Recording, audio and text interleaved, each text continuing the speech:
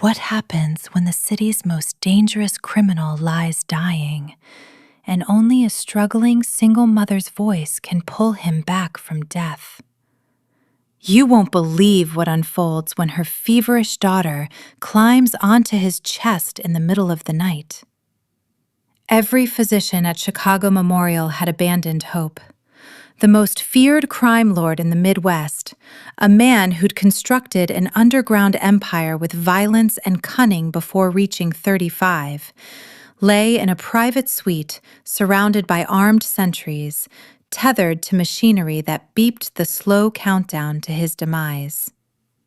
4 weeks after 3 bullets ripped through Adrian Vale's torso outside his upscale steakhouse in the Loop, no brain activity existed beyond primitive stem functions. His organs were shutting down, and his elder brother had already authorized termination of life support in 72 hours. The criminal underworld circled like predators. His rivals were dividing his territory, and nobody who visited that room arrived from love, only fear or calculation. But each evening, a 28-year-old custodian named Maya Torres would guide her cart into room 2156 and do something nobody else attempted. She spoke to him. Not because she understood he was a billionaire kingpin, not because she desired anything from him, but because her grandmother had taught her an ancient prayer and a profound truth. The soul hears what the body cannot. Maya was barely surviving, a single mother working 3 jobs to feed her daughter Luna, bearing scars on her wrists from an abusive ex-husband who'd shoved her downstairs while she carried their child 7 months into pregnancy, drowning in $14,000 of hospital debt, 1 missed paycheck from homelessness. She had every justification to stay invisible and protect herself. Instead, she told this silent stranger about Luna's first words, about the stars Luna counted every night, about the threadbare teddy bear they'd rescued from a yard sale. Deep inside the endless gray void of his coma, the most dangerous man in Chicago clung to her voice like a drowning man gripping rope. Maya's stories about Luna were the only light preventing his consciousness from dissolving forever. Then arrived the night that transformed everything. When Maya had no alternative but to bring her feverish, crying toddler to the hospital and, in desperate desperation, laid little Luna on the chest of a man the entire world had declared dead. What transpired over the following 8 hours wasn't medicine, it wasn't science, and no physician could explain it. Daniel Kwan stood in the hospital corridor, his spine against the frigid white wall, his gaze lowered to sleeves still bearing dried, darkened blood from his boss. Blood he hadn't bothered changing since that night 4 weeks ago.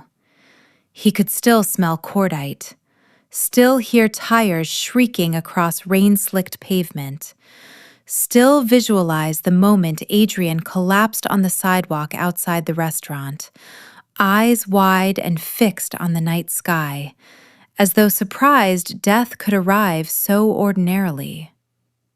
Daniel had eliminated both shooters immediately, 2 precise shots. But when he dropped to his knees beside Adrian, blood already pooled beneath his back, and those steel-gray eyes had closed. Daniel had known Adrian since childhood, in the rough neighborhoods of South Chicago. He remembered when Adrian was 15, standing in a cramped kitchen, watching his father's body brought home with 2 bullets in his chest. A gift from Salvatore Rizzo, after the elder Vale refused surrendering the Western Territory.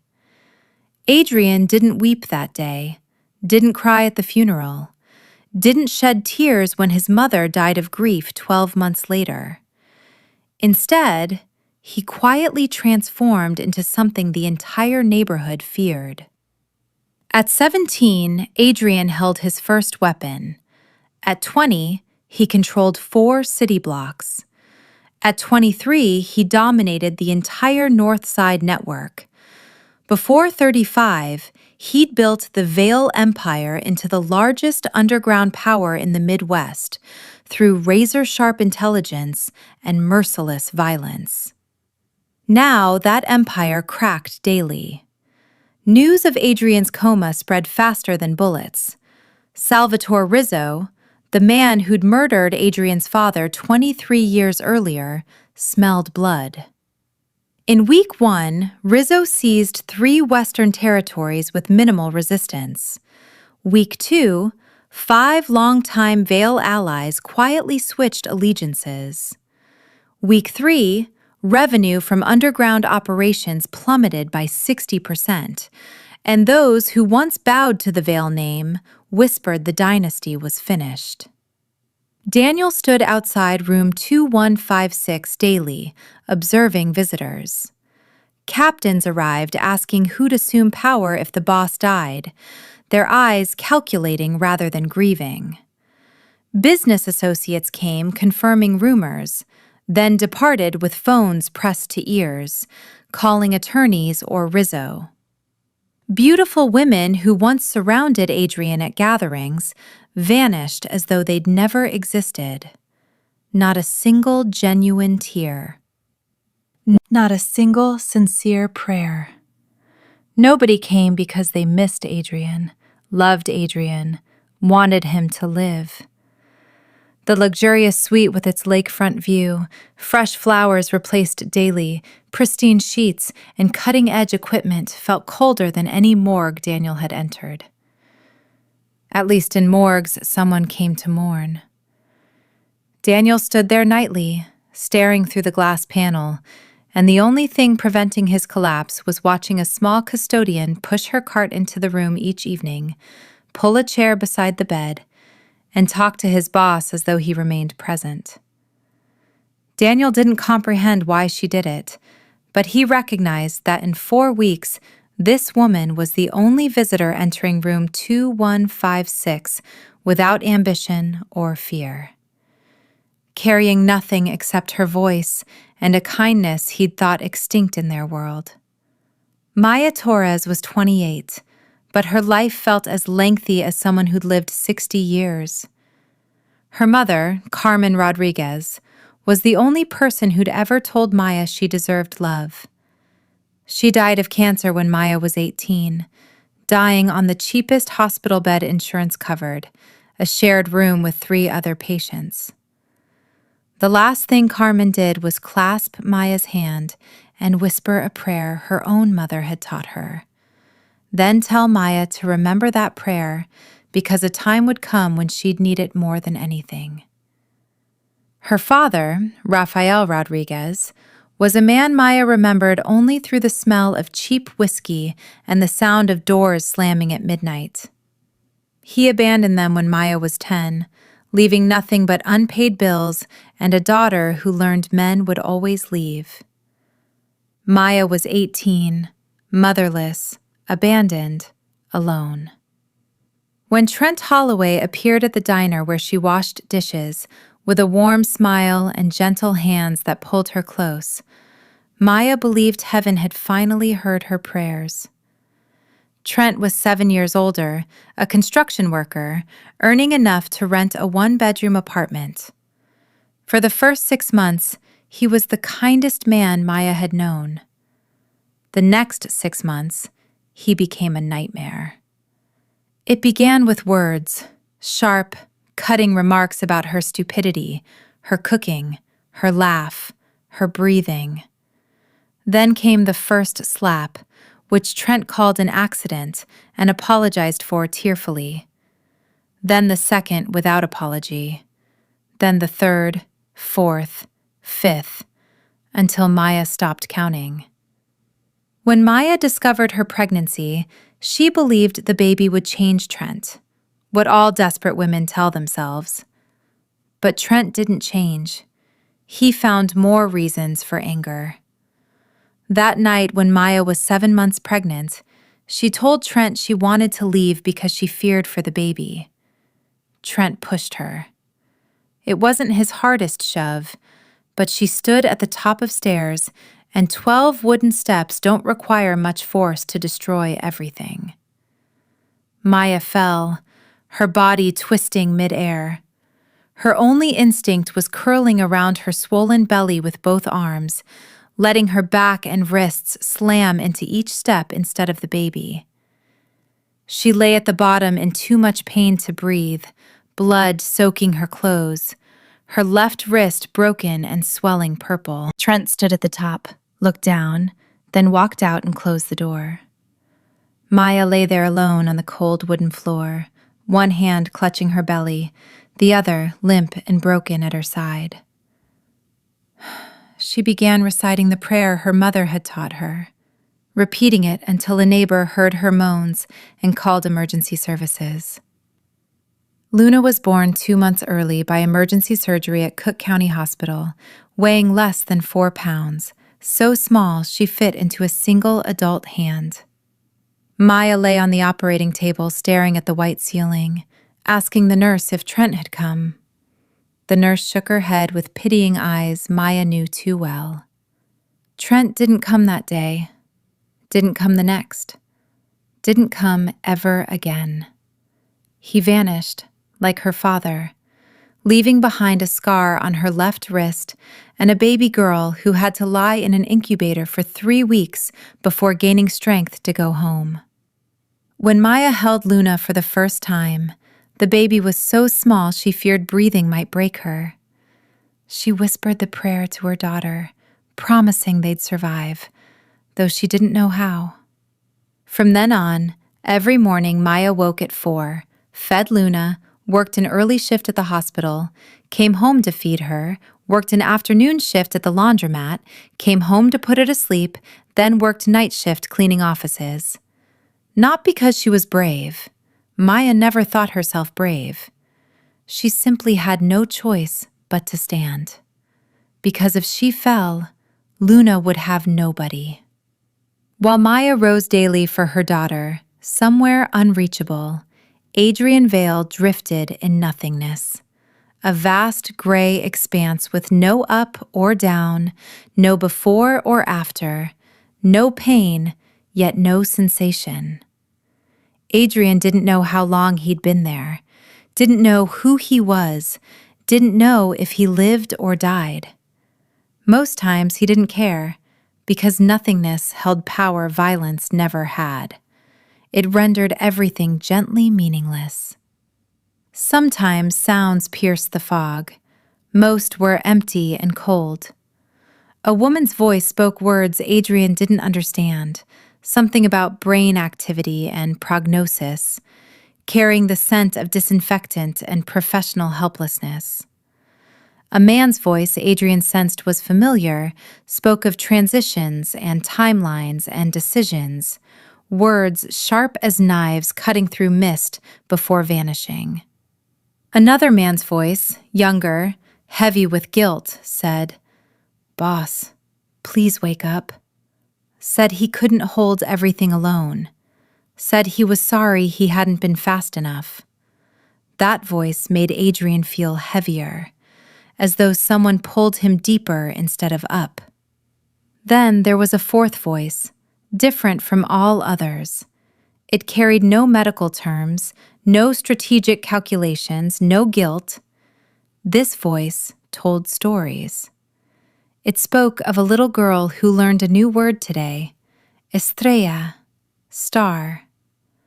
The child pointed at the sky and laughed. Adrian didn't know what estrella was, but the way the voice shaped the word made him feel it must be beautiful. It spoke of a threadbare teddy bear the child hugged to sleep every night, of how the girl held her mother's hand on the street and pointed at everything with tiny fingers, asking, "What is that?" repeatedly without stopping. Sometimes the voice spoke of sad things, exhaustion, fear, sleepless nights. But even in sadness, the voice carried something Adrian couldn't find in any other sound: warmth, Real warmth. Not the warmth of flattery or obligatory loyalty or conditional affection, but the warmth of someone speaking to him for no reason except believing he deserved to hear a kind voice. Adrian didn't know who the voice belonged to, didn't know what she looked like, but whenever it appeared, the gray fog thinned slightly, and whenever it faded, the darkness grew heavier, and Adrian drifted farther away.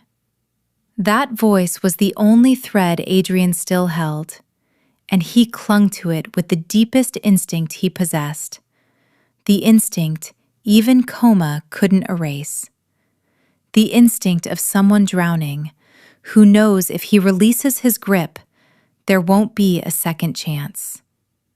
Maya came to the hospital for her shift, pushing her custodian's cart down the corridor.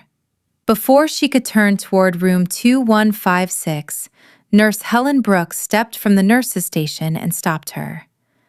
Helen was a middle-aged woman with silver hair who always carried peppermint candies and sometimes quietly slipped Maya a container of milk from the staff cafeteria without words. The kind of silent kindness from working in hospitals long enough to understand that sometimes free milk matters more than any comfort speech.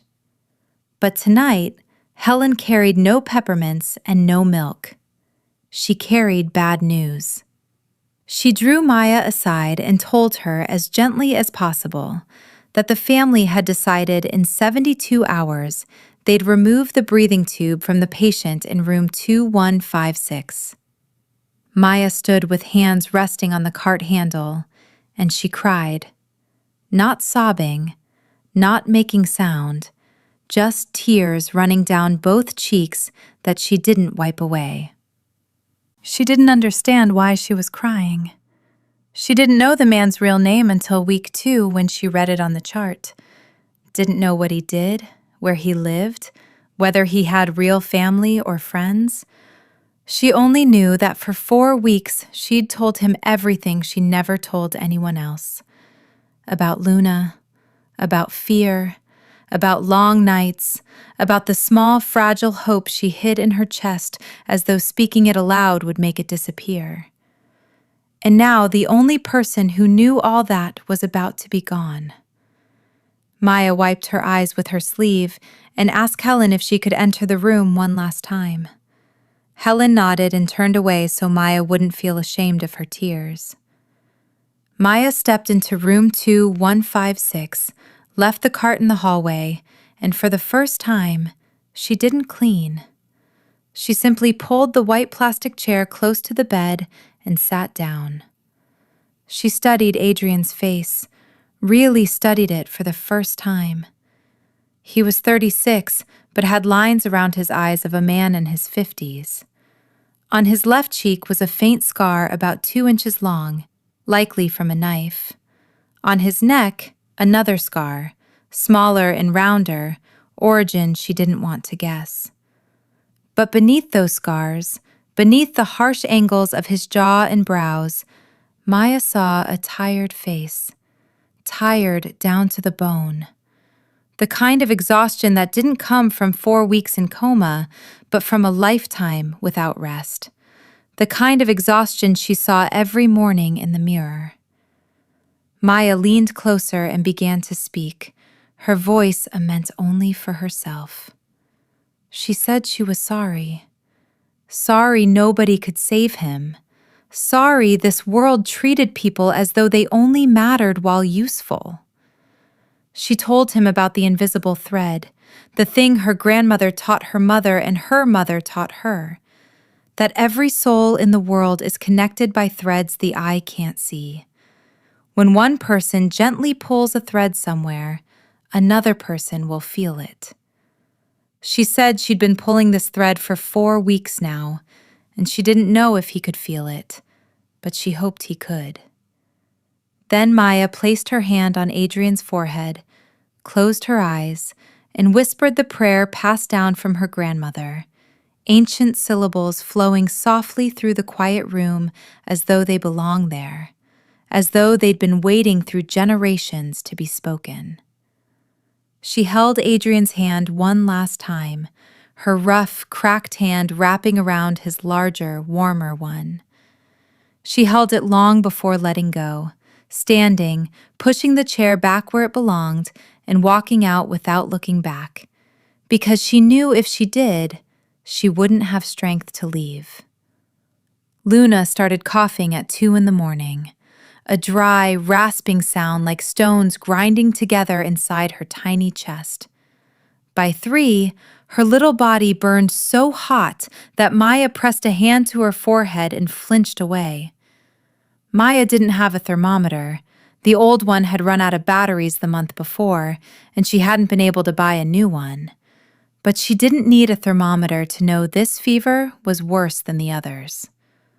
Luna lay on the bed with eyes tightly shut, cheeks flushed, sweat soaking her thin hair, occasionally letting out a soft moan before another coughing fit seized her and curled her small body inward.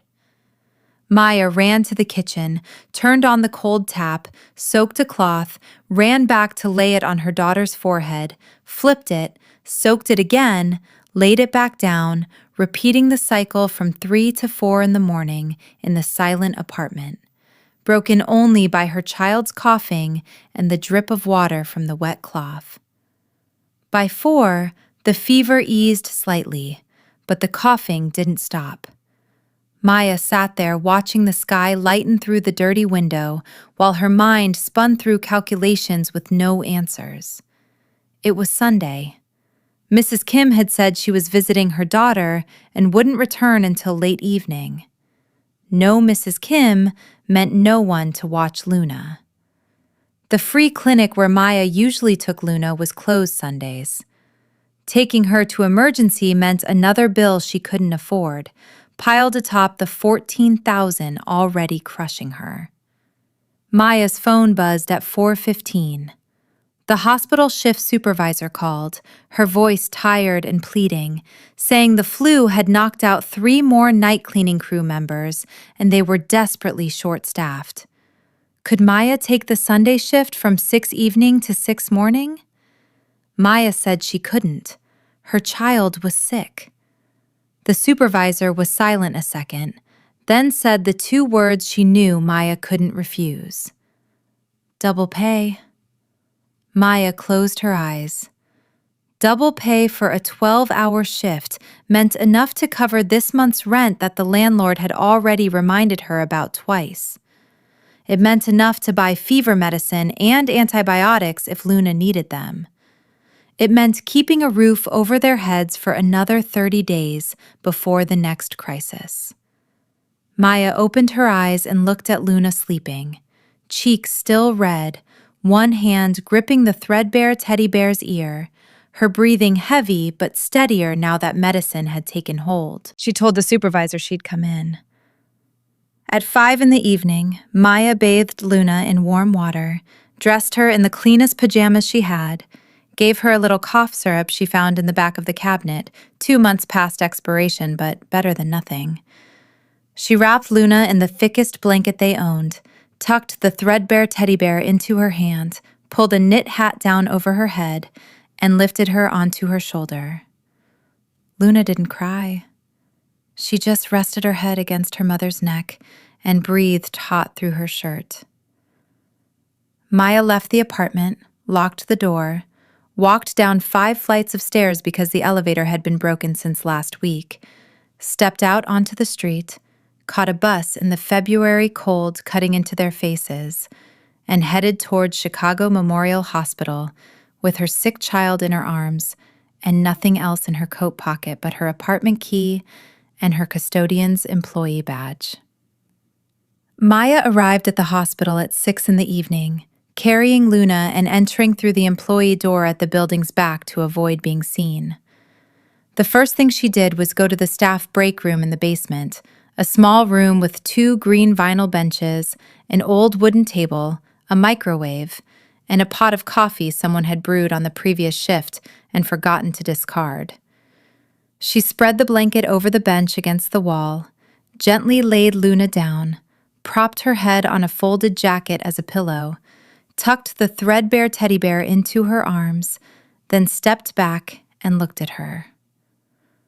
Luna lay curled on the bench, so small that more than half of it remained empty, her cheeks flushed with fever, her breathing still heavy, but she'd fallen asleep on the bus and hadn't woken.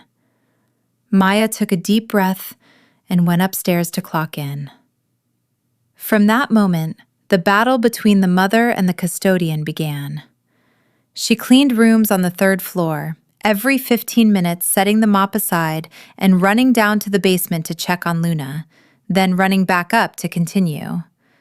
Every time she opened the break room door, she held her breath until she saw Luna still lying there, still breathing, still clutching the stuffed bear. By 9 in the evening, Luna woke and began to fuss. The fever spiked again, her little face burning hot, her eyes glassy and unfocused, and she started calling Mama in a fragile voice, repeating it like a prayer where the only word she knew was her mother's name.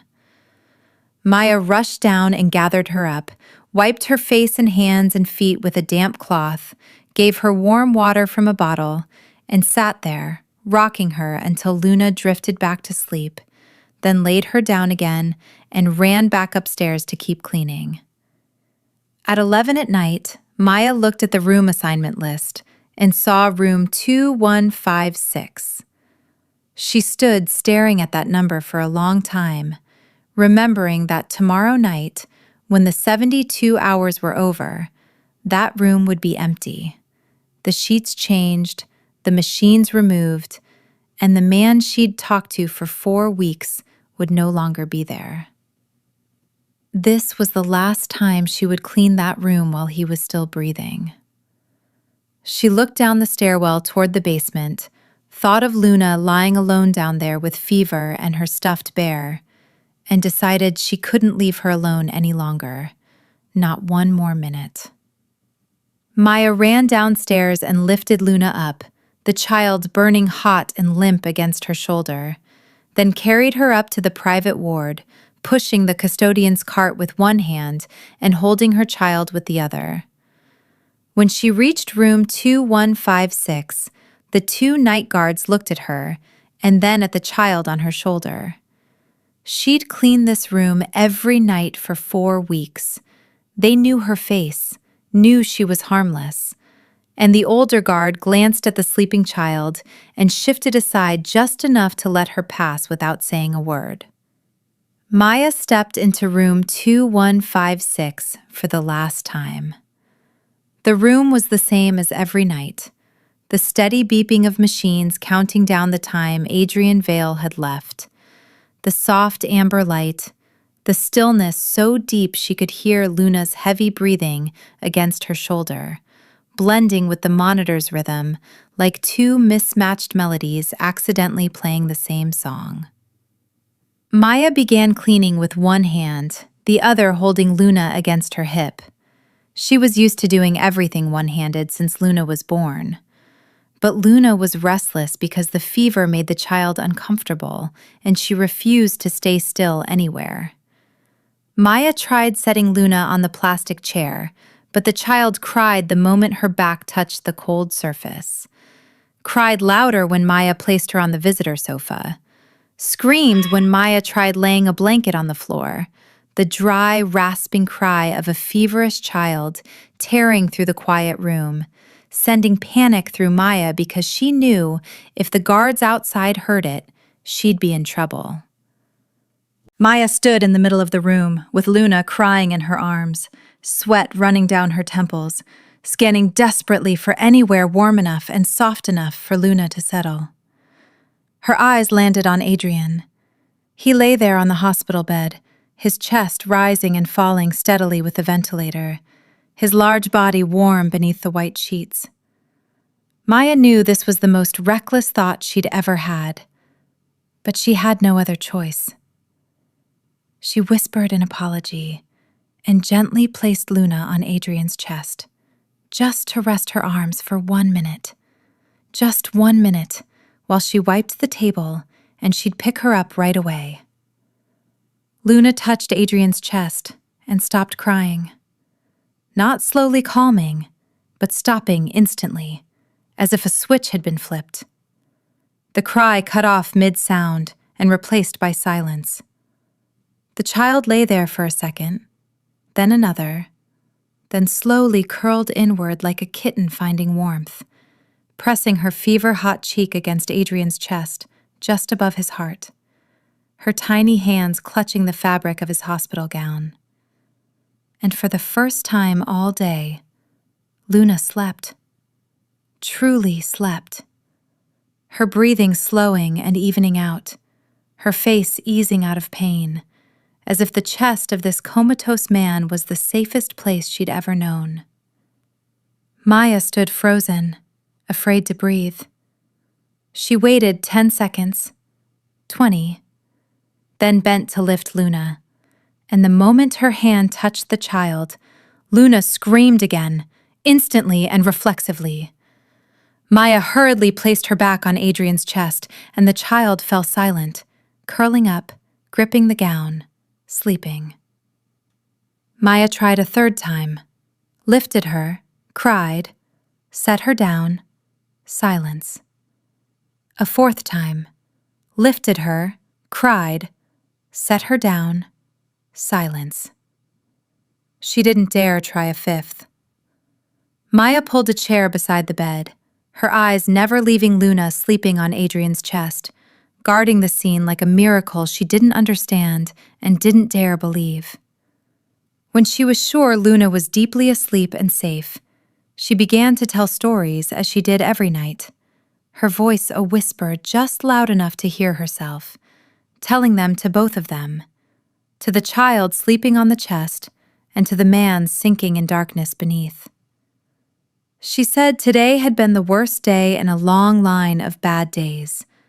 Spoke of Luna's fever, of the night bus in the cold, of the helplessness of not being able to protect her child from things as simple as illness and poverty.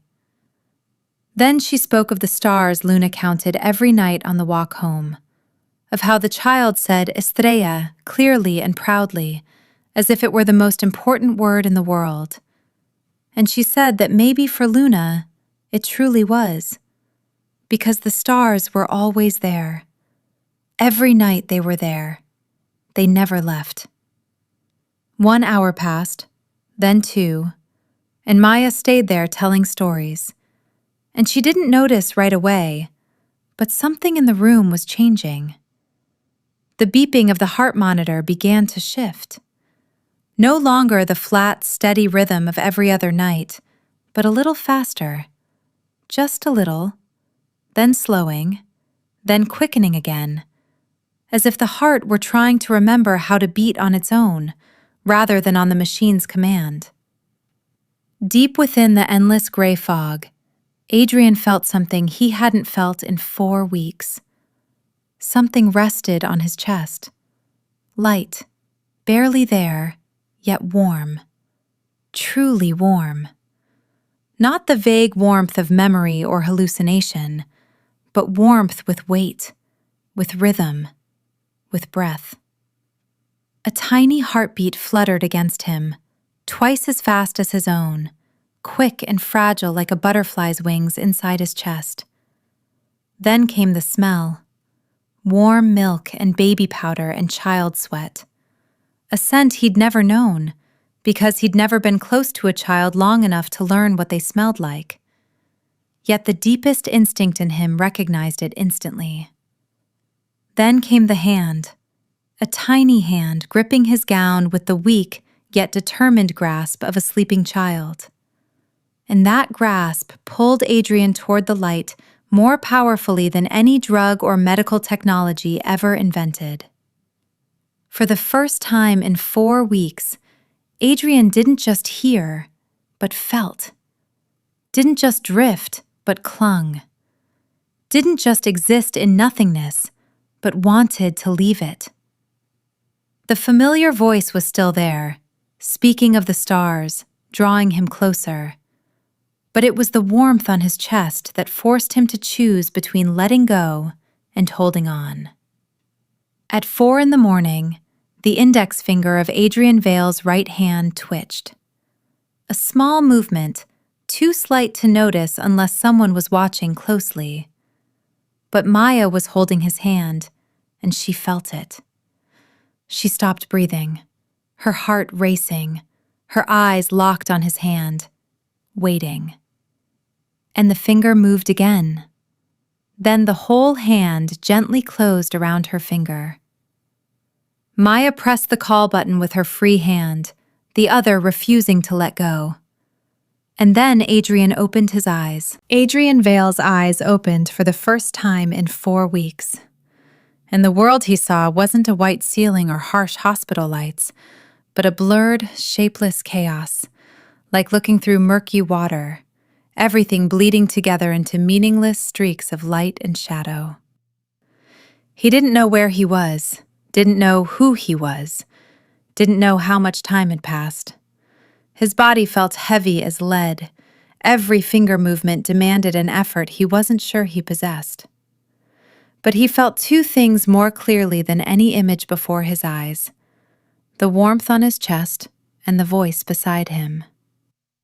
His vision slowly focused, and the first thing Adrian saw clearly was a thin crown of light brown hair just beneath his chin, a tiny head resting on his chest, a small hand no bigger than half his palm gripping the edge of his hospital gown.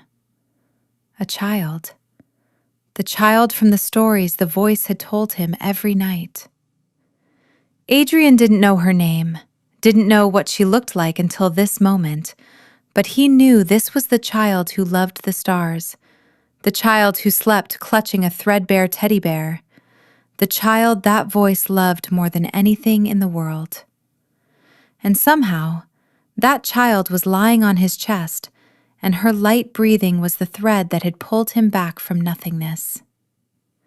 Adrian shifted his eyes to the side and saw her, the woman sitting on the white plastic chair beside the bed, thin auburn hair hastily tied back, green eyes swollen and red, tears streaming down her cheeks she didn't bother to wipe when, with staring at him in disbelief.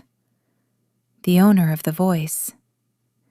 Adrian tried to speak, but his throat was dry and rigid after 4 weeks of disuse, and his lips only moved without sound.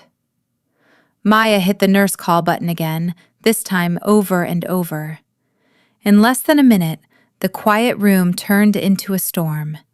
The on-duty nurse rushed in, saw Adrian's open eyes, froze for a second in disbelief, then spun around and ran into the hallway, shouting for the attending doctor. Another nurse rushed in, then 2, then 3. The lights flared bright. Someone rolled in a cart of equipment, someone checked the monitors. In the chaos, one nurse noticed Luna lying on Adrian's chest and stepped forward to lift the child away because this was a serious violation. An unidentified child on an intensive care patient's bed. As her hand slid under Luna, Adrian's hand rose, slow, shaking, weak to the point of barely having strength, but deliberate and clear. His hand settled on Luna's back, shielding her, holding her there. His cloudy gray eyes fixed on the nurse with a look that, even from a hospital bed after 4 weeks in a coma, made her stop and step back.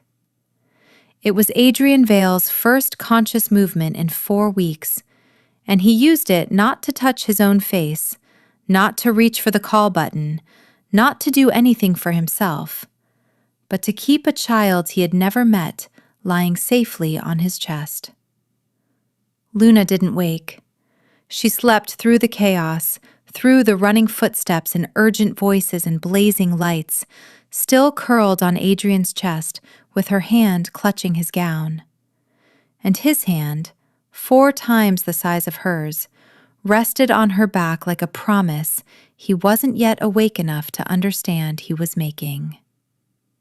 The 2 guards outside heard the commotion and burst in, saw their boss's eyes open, and the older one immediately stepped back into the hallway and pulled out his phone to call Daniel Kwan. Daniel was sitting in his car in the hospital parking garage, where he'd slept every night for 4 weeks because he didn't want to be more than a 5-minute walk from his boss. When the phone rang at 4:12 in the morning, he answered on the first ring. He heard 3 words, and the phone slipped from his hand. Daniel sat there staring into the darkness, his entire body shaking uncontrollably, the kind of shaking that comes when someone has held everything in for weeks and the body finally betrays him by releasing it all at once. He picked up the phone, dialed Adrian's brother with fingers shaking so badly he had to try 3 times. When Victor answered with the irritated, half-asleep voice of a man woken at 4 in the morning, Daniel managed to say only one sentence. "He's awake." There was silence on the line. A long silence, long enough that Daniel thought the call had dropped.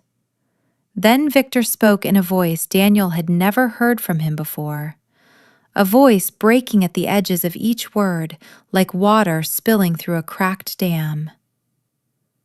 "I'm coming now." In the days that followed, Adrian Vale recovered in a way Dr. Claire Bennett called something I've never seen in any medical textbook I've ever read. His brain function returned almost completely.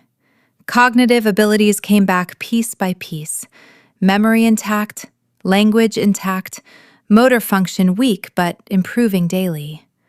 She couldn't explain it with any scientific theory beyond a shrug and the admission that sometimes the human body does things medicine hasn't caught up with yet.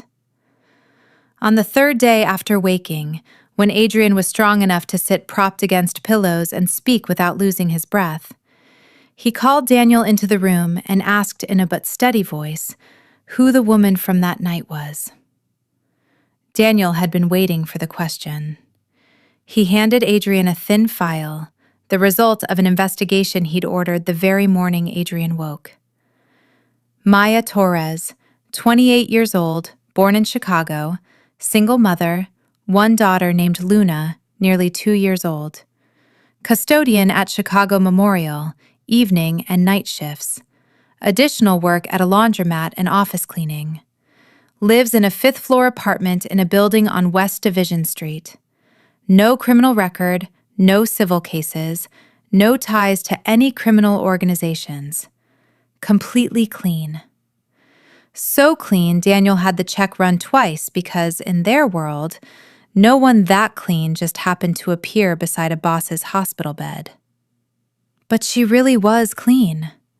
Really was a coincidence. Really was just a custodian pushing a cart into the room every night and talking to a comatose man out of pure kindness. Adrian finished the file, folded it, set it on his stomach, and said, "Bring her here." 2 hours later, Maya Torres stood at the door of room 2156 in her light blue custodian uniform, hair pulled into a ponytail, eyes lowered, hands clasped tightly in front of her stomach because she didn't know what to do with them. She stepped inside and the door closed behind her. The room was silent except for the monitor. Adrian studied her for a long time, and Maya met his gaze. Neither of them spoke for so long the air grew heavy. Then Adrian spoke, his voice still rough and slow, but each word clear. "You talk to me every night. Why?" Not a question, but a demand for explanation. The tone of a man used to giving orders rather than asking. Maya looked at him and answered more than she intended because her throat tightened. "Because no one else did. Every night I came in here to clean and you were lying there alone. No one talked to you. No one held your hand. And my grandmother taught me that the soul can hear what the body can't. So I talked to you because I thought maybe you needed to hear a voice that wasn't asking anything from you." Adrian didn't react right away. He kept looking at her for a few more seconds, then said the thing Maya wasn't prepared to hear. I heard you. All of it. I heard about your daughter learning the word estrella. I heard about the threadbare teddy bear. I heard you talk about the worst night and the cold bus ride. I heard the prayer you whispered on my forehead. I heard everything. And your voice was the only thing that kept me from drifting away. Maya stood there as tears spilled down her face before she could stop them, fast and heavy as if a valve had been opened she couldn't find a way to close. She cried not from sadness, but because, for the first time in her life, someone told her her voice had value. That the small kindness she gave every night while the world wasn't looking had truly reached someone. That she wasn't invisible. Adrian watched her cry and said nothing more, offered no comfort, no thanks, because he didn't know how to do those things. But he didn't look away either. And for a man who had spent his entire life turning away from every emotion, the act of continuing to look at a woman crying in front of him without retreating was more than anyone had ever received from him. Outside the room, Daniel Kwan leaned against the wall, his right hand resting on the weapon at his back out of reflex, his eyes watching through the small window in the door. He saw his boss, the man he'd followed since childhood, the man he'd seen eliminate with his bare hands and order the destruction of rival families without a change in his breathing, looking at a custodian woman crying with eyes Daniel had never seen on him before. Not calculating eyes, not cold eyes, not pitying or indifferent eyes. Soft eyes. Daniel had walked beside Adrian Vale for 20 years, and he had never, not once, seen those gray eyes soften. And now they had softened for a thin woman in a custodian's uniform standing and crying in a hospital room. In the days that followed, Adrian Vale recovered in a way Dr. Claire Bennett called something I've never seen in any medical textbook I've ever read. His brain function returned almost completely. Cognitive abilities came back piece by piece. Memory intact, language intact, motor function weak but improving daily. She couldn't explain it with any scientific theory beyond a shrug and the admission that sometimes the human body does things medicine hasn't caught up with yet. On the third day after waking, when Adrian was strong enough to sit propped against pillows and speak without losing his breath, he called Daniel into the room and asked in a but steady voice who the woman from that night was. Daniel had been waiting for the question. He handed Adrian a thin file, the result of an investigation he'd ordered the very morning Adrian woke. Maya Torres, 28 years old, born in Chicago, single mother, one daughter named Luna, nearly 2 years old, custodian at Chicago Memorial, evening and night shifts, additional work at a laundromat and office cleaning, lives in a 5th-floor apartment in a building on West Division Street, no criminal record, no civil cases, no ties to any criminal organizations, completely clean. So clean, Daniel had the check run twice because in their world, no one that clean just happened to appear beside a boss's hospital bed. But she really was clean, really was a coincidence, really was just a custodian pushing a cart into the room every night and talking to a comatose man out of pure kindness. Adrian finished the file, folded it, set it on his stomach, and said, "Bring her here." 2 hours later, Maya Torres stood at the door of room 2156 in her light blue custodian uniform, hair pulled into a ponytail, eyes lowered, hands clasped tightly in front of her stomach because she didn't know what to do with them. She stepped inside and the door closed behind her. The room was silent except for the monitor.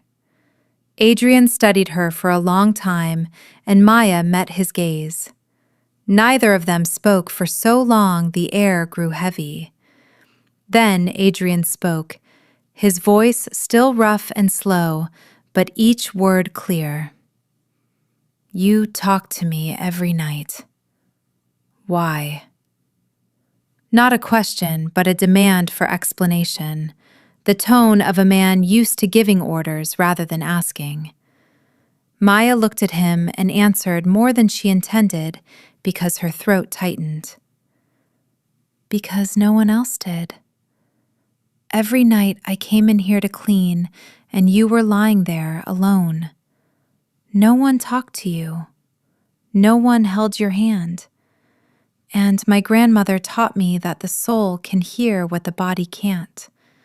So I talked to you because I thought maybe you needed to hear a voice that wasn't asking anything from you." Adrian didn't react right away. He kept looking at her for a few more seconds, then said the thing Maya wasn't prepared to hear. "I heard you. All of it. I heard about your daughter learning the word Estrella. I heard about the threadbare teddy bear. I heard you talk about the worst night and the cold bus ride. I heard the prayer you whispered on my forehead.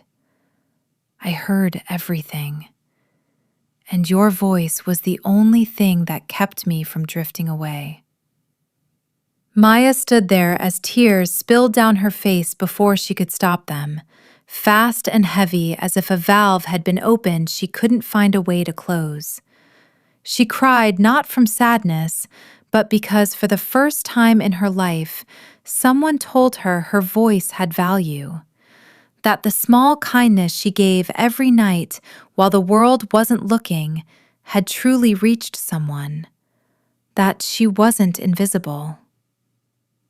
Adrian watched her cry and said nothing more, offered no comfort, no thanks, because he didn't know how to do those things.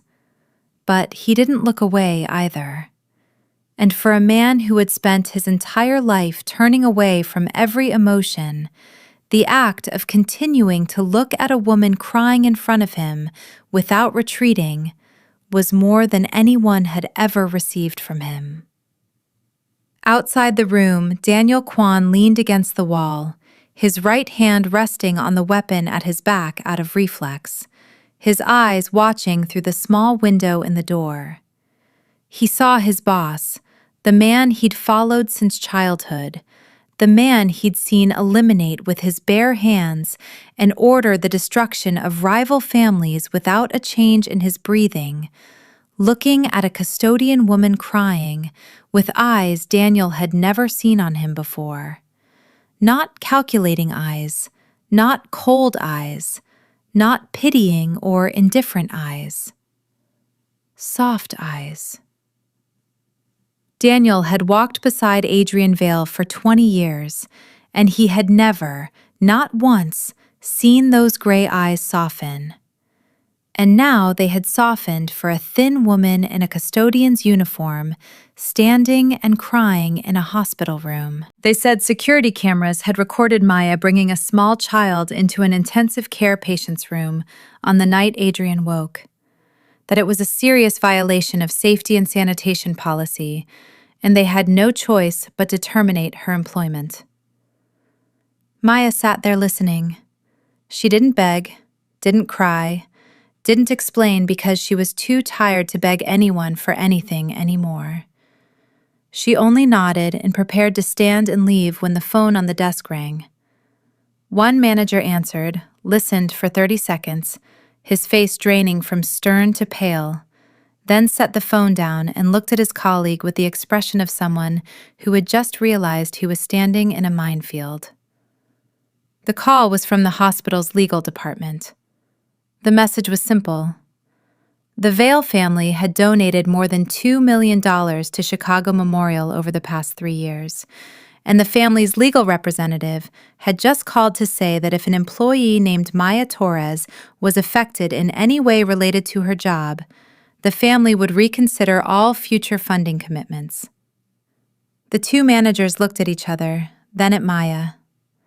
The older one spoke in a completely different tone than a minute earlier, saying perhaps they'd been a bit hasty and would review her case and that Maya could return to work as usual.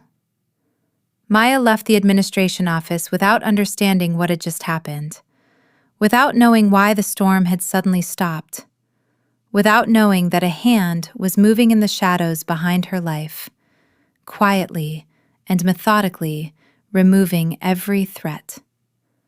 The hand of the man she'd spoken to every night when he couldn't answer, and who was now answering in the only way he knew how. The truth came looking for Maya on a Thursday evening 2 weeks after the meeting in the hospital room, in the basement staff break room while she sat with half a sandwich from home, waiting for her evening shift to start. The old television mounted on the wall was always tuned to the local news no one watched. But that night, Maya looked up because she heard a familiar name. On the screen was a breaking news segment. The reporter standing in front of the federal building with a ticker running below that said, Adrian Vale, the notorious Midwest crime lord, had miraculously survived after 4 weeks in a coma, and that the FBI was increasing surveillance of the Vale family. Then his image appeared, not a hospital photo, but an older one. Adrian, in a black suit, stepping out of a courthouse with cold gray eyes, staring straight into the camera, his face empty of expression. Daniel Kwan holding an umbrella behind him. The reporter talked about the Vale criminal empire, about extortion and money laundering allegations that had never quite been enough to prosecute, about the assassination attempt outside a restaurant, about how his mysterious awakening had shocked both law enforcement and the underworld. The half sandwich slipped from Maya's hand, and she didn't pick it up. She sat there, staring at the screen without blinking, as the reporter continued listing what Adrian Vale was accused of having done. The people hurt, the businesses squeezed, the neighborhoods living in fear under his family's control.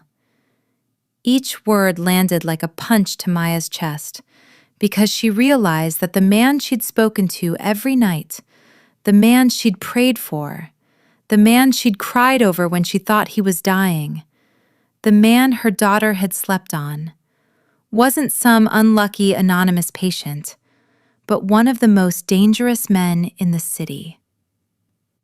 Shock came first, an icy wash from the top of her head to her feet. Then fear followed. Fear for herself and fear for Luna.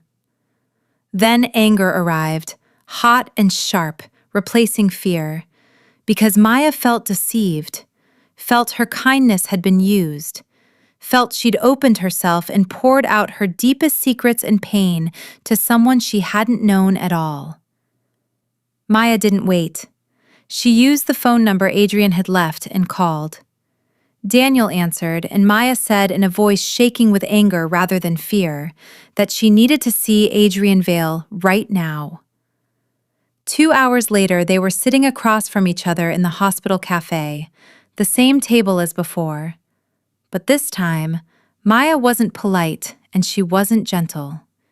She looked straight into his eyes and said she'd seen the news, that she knew who he was now, that she'd been stupid to tell a crime lord about her daughter, about where she lived, about her fears, that she didn't want any connection to his world, not even a single strand, that her daughter was everything she had in this world, and she wouldn't let Luna be put in danger for anyone. And she told him to forget her, forget Luna, forget the voice from those nights, because Maya Torres didn't belong in Adrian Vale's world. Adrian listened without interrupting, without frowning, without turning cold. When Maya finished, the cafe sat in heavy silence between them for a long moment. Then Adrian spoke, and it wasn't the voice of a boss issuing orders, but a voice Maya had never heard before, a voice fractured at the edges of every word. the voice of a man saying something he'd never said to anyone and likely never would again. He told her she was the only person who'd spoken to him while he lay there, not because of who he was, because she hadn't known who he was.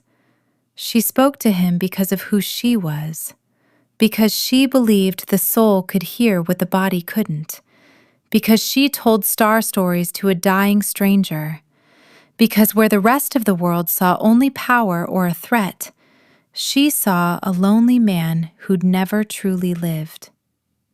He said that in 36 years, no one had ever looked at him that way, not a single person, that she was the only one, and that he was asking her not to take that away. Adrian said nothing more. He placed money for the coffee on the table even though neither of them had drunk anything, then stood and left with Daniel following.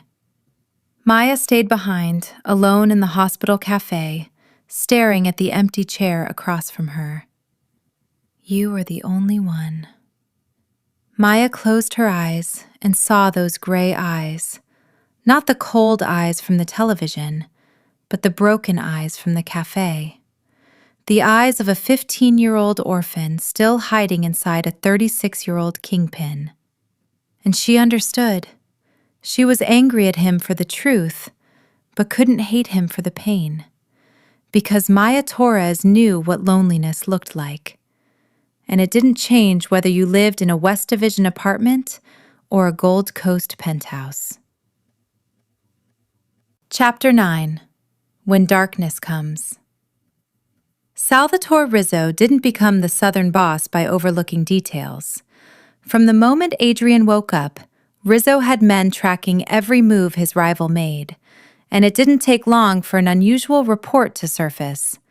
Adrian Vale, a man who never saw the same woman twice, had met a hospital custodian twice in 2 weeks, and both times the boss had gone without his full security detail, only Daniel at his side, as if he didn't want to frighten her. Rizzo dug deeper, and within days he had a name, an address, a work schedule, and grainy photos of Maya pushing Luna's stroller along West Division Street. He smiled, because in 30 years of this life, he'd learned that no matter how powerful a man was, he always had a weakness. And Adrian Vale's weakness wasn't an empire or territory or money. It was a thin custodian and her small daughter. Maya sensed something was wrong on the third night. The black sedan parked across the street from her building, headlights still on, appeared at 10 at night when she came home from her shift and was still there at 4 in the morning when she woke to feed Luna. The first night, she told herself it was a neighbor's guest. The second night, unease crept in. The third night, she stood behind the curtain and saw the red glow of a cigarette inside the car and knew someone was sitting there watching her window. She closed the curtain, locked the door twice, slid the safety bolt, then sat on the bed holding Luna and didn't sleep until dawn. Then came the seventh night. Maya came home close to midnight after her shift, carrying Luna asleep from Mrs. Kim's place, opened the apartment door, turned on the light, and knew immediately someone had been inside. Not because anything was disturbed or a lock was broken. Everything looked normal. But there was the faint smell of unfamiliar men's cologne in a room that usually smelled only of baby milk and cleaning solution. Then she saw it. On Luna's pillow where her daughter slept every night beside the threadbare teddy bear lay a single red rose, placed perfectly in the center. Petals fresh, stem neatly cut, like it came from an expensive florist. There was no card, no note. None was needed, because the message was clearer than any threat. We know where your daughter sleeps. We can enter your home whenever we want. And next time, it might not be a flower. Maya looked at the rose, and her body reacted before her mind could. Her knees buckled, her arms clutched Luna so tightly the child woke and began to cry. Maya ran into the bathroom, the only room with a lock, shut the door, slid to the cold tile floor with her back against the tub, and held Luna while they both cried. She sat there for an hour, shaking uncontrollably, until Luna finally cried herself back to sleep against her chest. In the darkness, Maya thought through every option she had. Call the police and say what? That someone left a flower on my child's pillow? They'd laugh at her. Move away, but where and with what money? Run, but run to where when she had no family, no friends, no one in the world except the child sleeping against her? Then she thought of Adrian. She thought of what he'd said in the cafe. She thought of those fractured eyes, and she hated herself for what she was about to do. But she did it because she was a mother, and mothers do whatever they must. Maya pulled out her phone with shaking hands and called the only number she had. Daniel answered on the first ring, like always, and Maya said in a voice she tried to steady and failed, "Someone's been in my apartment. Someone left a flower on my child's pillow. I need help." Daniel didn't ask a single question. He just said, "Lock the door. Don't open it for anyone. 15 minutes. Exactly 15 minutes later, there was a knock, and Daniel's voice said, "It's me." Maya opened the door, and Daniel stood there with two other men. One immediately swept the apartment, while the other stood guard in the hallway. Daniel looked at the rose on the pillow, looked at Maya's face, then said, "Leave now. Take what the child needs. Don't bring anything else." 20 minutes later, Maya sat in the back seat of a black SUV, holding Luna wrapped in a blanket, watching the city slide past the window in the night. She didn't know where they were going until the car stopped in front of a high-rise on the Gold Coast, and Daniel led her into a private elevator straight to the top floor. The elevator doors opened onto the penthouse, and Adrian stood there. No suit, no hardened persona, just a white shirt with the sleeves rolled up and dark trousers, hair uncombed, eyes showing he hadn't slept either, though it was nearly 2 a.m. He looked at Maya stepping out with Luna in her arms, face drained of color, eyes swollen red, hands still shaking, and the child curled against her chest, clutching the threadbare teddy bear in restless sleep. And something on Adrian's face broke. Not softened like in the hospital room, not fractured like in the cafe, but shattered completely. Like a wall he'd built over 23 years since his father died, collapsing in a single instant at the sight of a woman trembling with her child because his world had touched her life. Adrian stepped forward, didn't touch Maya because he knew she wasn't ready for that, but stood close enough for her to know he was there. And he said to Daniel in a voice that wasn't loud but carried the weight of stone in every word, "Find Rizzo. End this." Daniel nodded once and stepped back into the elevator. In the weeks that followed, Salvatore Rizzo's network was dismantled piece by piece in ways only the underworld ever learned the details of. No one spoke of what finally happened to Rizzo. No one asked. And when his name stopped appearing in any conversation, everyone understood that Adrian Vale had proven once again why he was the boss, and that anyone who touched what he protected would pay not with territory or money, but with everything.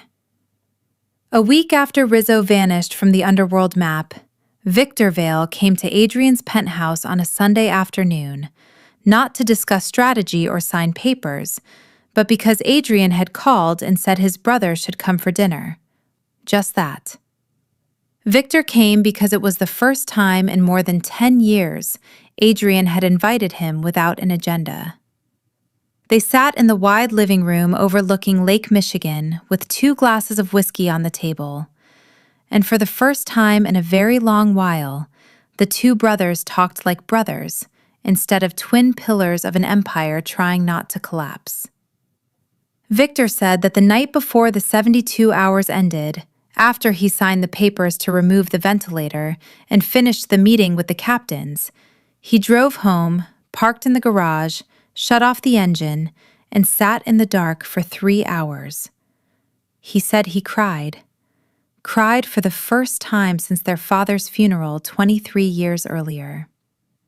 Cried not because he feared losing the empire, but because he realized he was about to let his brother die without the two of them ever having said a single truly important thing to each other beyond numbers and strategy. Adrian listened and didn't know how to respond because the Vale family hadn't taught its sons how to answer honesty.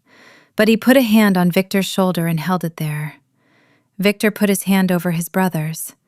And then the two men who had been hard their entire lives hugged for the first time since standing beside their father's coffin. A brief and awkward embrace in the way of men who weren't used to holding anyone, but real. More real than any handshake or nod they'd shared in 20 years.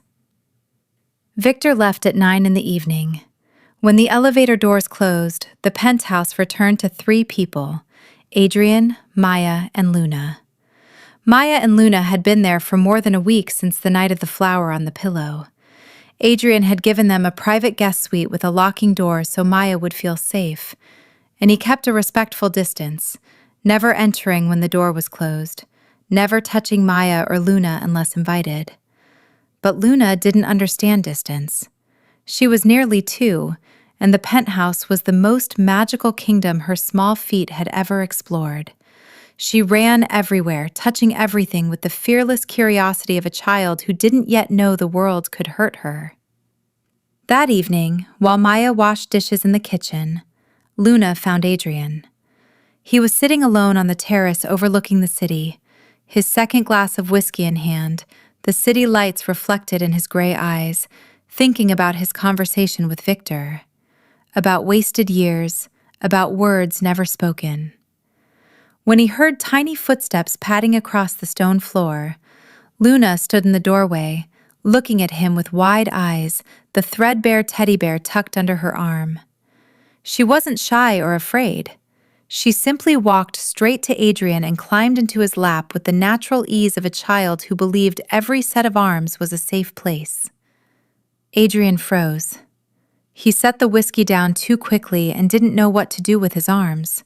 Hands that had held weapons, struck blows, signed orders of destruction, now being grabbed by a child not yet 2 years old, tugging at his index finger.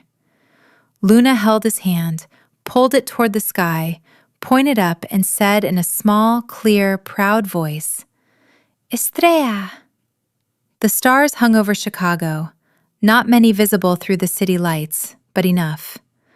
Luna looked at them as if they were the most beautiful thing in the universe, then turned back to Adrian, waiting for confirmation, waiting for him to say, "Yes, those are the stars," because that was how she shared joy with the adults in her life. Adrian looked down at the tiny face lifted toward him and didn't know what to do with this gentleness, or where to place it in a life built of violence and shadow. But he heard himself say softly, "Estrella." Luna laughed, the way children laugh when an adult understands them. Then she rested her head against his chest and sat quietly watching the stars, holding his finger and not letting go. Maya stood in the darkness behind the glass door, her hands still wet with dishwater, and she saw everything. She saw the most powerful crime lord in the Midwest sitting perfectly still on the terrace for fear a sudden movement might startle the child on his lap. She saw hands that had killed cradling her daughter's tiny fingers. And she saw the real person behind Adrian Vale, the 15-year-old orphan who'd never been held and had become a monster to survive, now being taught by a stranger's child how to touch the world without destroying it. Thank you for listening and for supporting the previous stories. It truly means a lot. And if you enjoyed this story, don't forget to like, subscribe, and tell me where you're listening from. I love seeing how far these stories travel.